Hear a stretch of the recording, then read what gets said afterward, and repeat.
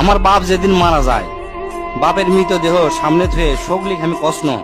আমার বাপ যার কাছ থেকে টাকা ধার লিছে বা যাই যাই টাকা পায়, সগলি আমার কাছে জানাবেন, আমি সগলি ঋণ শোধ করে দেবো।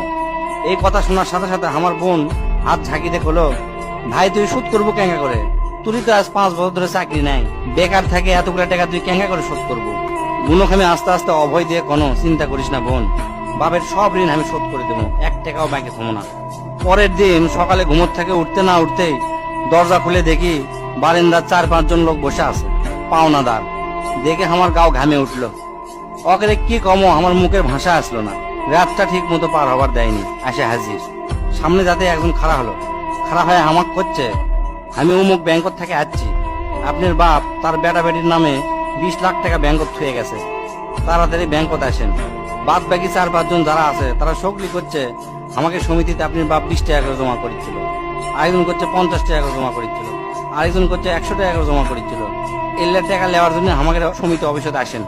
পরে সব হিসাব করে দেখি বাপ আমাকের জন্য প্রায় 37 লাখ টাকা জমি হয়ে গেছে। টাকাগুলা হিসাব করতে করতে আমার একদিন রাতের কথা মনে পড়ে গেল। ওই রাতে আমি আমার বাপক কষ্ণ, আপনি ক্যাঙ্কা বাপ, আমাকে ভবিষ্যতে আপনি কোন চিন্তা আছে? আপনি লাগাতে বাপ আমাকে দরকার নাই, কোনো টাকা পয়সায় দেন না আমাকেও, আমরা চলমো ক্যাঙ্কা করে। বাপ তখন মুস্কি হাসে কষলো, আমি আমার সাধ্য মতোই চেষ্টা করেছি, সময় হলে সব বুঝবার পারবো। সেই দিন ওই বাপের মুস্কি হাসে আমি বুঝবার পারিনি। সেই দিন রাত ঠিকই আছে, কিন্তু বাপটা আমার নাই।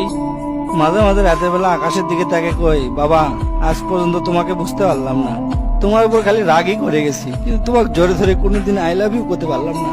আজ বুঝিচ্ছি, কৃষক তুমি 1 শার্ট পরে 3 বছর পার করেছিলা, কৃষক তুমি 1 স্যান্ডেল 32 বার সেলাই করেছিলা, তোমার কাছে ক্ষমা চাওয়ার সময়টাও দিলা না।